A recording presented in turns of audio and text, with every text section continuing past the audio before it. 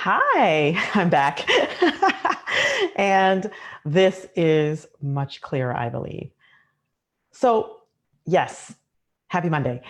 And today or this week, we start talking about belief change. And I know we've been doing a lot of foundational talk. I've been doing a lot of foundationals on the unconscious mind and conscious mind and communication and um, and I really want to talk about now. And because of a lot of the conversations I've been having individually, not only with my clients, but also with people in my community about changing beliefs and how hard sometimes it is to shift from old negative beliefs to more empowering beliefs. And so, what happens in that cycle of shifting beliefs? And that's part of what I want to talk about today. So, what happens when what we want to believe is um, in conflict with what we actually currently believe. And oh, by the way, I'm sure you guys know because you're on my page. It's Dr. Maisha. If you are listening to me live, I'd love for you to chat and type in the chat box live here. If you are listening to me on replay, go ahead and um, type hashtag replay. And as I am going along, would love to have you share your thoughts, share your questions, and as I can see them, I will attend to them. All right. And so talking about this transition of beliefs, and I remember before I made my transition from traditional clinical practice, many of you who don't know, I used to practice integrative medicine for many years prior to selling my practice and becoming more of a coach around burnout and career transition and then entrepreneurship. Now bringing it all back to the unconscious mind and transforming old belief systems into new empowering ones. So before I made that transition from traditional clinical practice to how it is for me now, um, I realized that I wanted to be a coach full time. And I remember fantasizing like what it would be like, to not have to go into the office, what it would be like to work from home, having my own little home office, being able to walk downstairs and cook my lunch, being able to leave in the middle of the day for a parent observation day at 10 a.m. in the morning, and all of that while making an income that was equal to or greater than what I was producing as a physician. And it was this amazing fantasy, right? So it was something that I wanted to believe in. I wanted to believe, yes, this is possible. But there was just one problem. The problem is I had never actually seen it done before. And I wasn't really sure that it was possible. So, first and foremost, I had to, yes, darling, I know you're done. This is the life. Become open to believing it was possible, right? I had to become open to believing it was possible.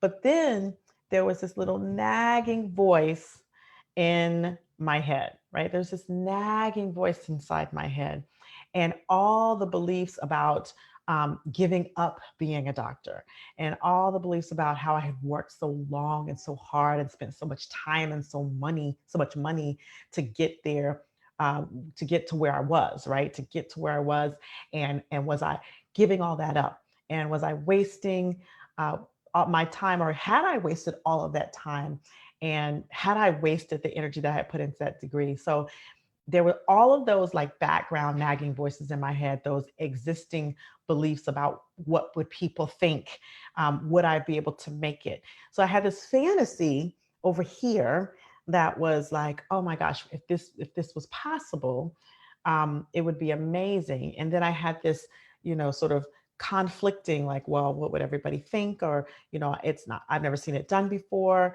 And, I spent all this time and money. I'd be wasting all that energy, all of that. There was this and then there was that. And this is a very common thing. you know, when we want to believe something is possible, and we even become open to believe that it's possible. But then it comes into conflict with what our current and sometimes very limiting beliefs are about what is possible. And some of you might even be in this position right now, in fact. And in fact, we're in this position even globally. And, you know, it's like, I want to believe it's possible to dismantle systemic racism. But my current belief is based on all of the experience, personal and collective, that creates an immense doubt about whether it can actually happen.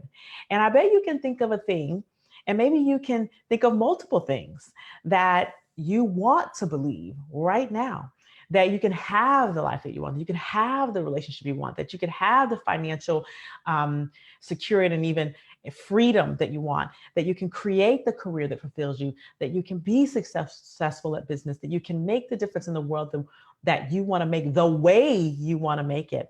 And, you know, that you can think of that belief, whatever that belief is for you right now, that you want to believe, and then maybe you're even open to believe, right? And then there's this nagging little voice in your head, this nagging little voice like, yeah, but what, you know, what if? Well, I don't know, right? There's that nagging little voice, and type in the chat box if you're feeling me here. Type in the chat box if you can relate, if it makes sense. Honey, just a minute. And that is the current belief. That little voice in the back of your head, that is the current belief coming into conflict with the possibility itself. Okay, that is the current belief coming in conflict with the possibility itself. But there is a way that you can overcome this conflict. But guess what? Cliffhanger, I'm not going to tell you until the next episode. Dun, dun, dun. Right? Nelson, hold on, honey. And so, good job. So, as you can see, I am working at home now, and it is just as fabulous and wonderful as I always thought it would be.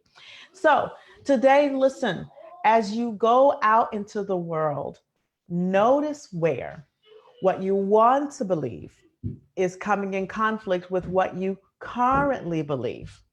All right. And think about all of these beliefs these fantasies, these things that you imagine, that you want to believe is possible, the hope that you have, and look at where it's coming in conflict with what you currently believe. All right. Because eliminating these old limiting beliefs, or like I like to call them limiting decisions, gives you a new view of what's possible and a pathway to actually achieving it. And this is how you really get at the source of everything in your life, by continuously putting yourself in the driver's seat. And I invite you to continue doing that by registering for my free course, the Remap Your Mind for Success, and beginning to learn more about how the mind works and how you can begin empowering yourself in every aspect of your life. And you can do that by just going to drmaisha.com. You can register right from the home page. And of course, if you feel like you need to go a little bit deeper and you want to embark upon a personal journey with me to get rid of negative emotions like anger, sadness, fear, hurt, and guilt, and the limiting beliefs that you might have, some of these beliefs like I'm not good enough, I can't have what I want, I'm not as experienced as I should be, then you can schedule a free mind remapping reset call with me, drmaisha.com. You can do it right from the home page, or you can go to direct link, which is drmaisha.com/meet me. So go out, and I want you to, and of course, again, type in the chat box any questions. I want to hear your experience. Type if this even makes sense. And I want you to go back and look at where your current beliefs are coming in conflict with your desired beliefs. And we'll talk about what it's going to take to be able to overcome this conflict on the next episode on Thursday. Now, I'm going to go take care of my little man who is beckoning for me, and you all have a great rest of the week. All right. Namaste.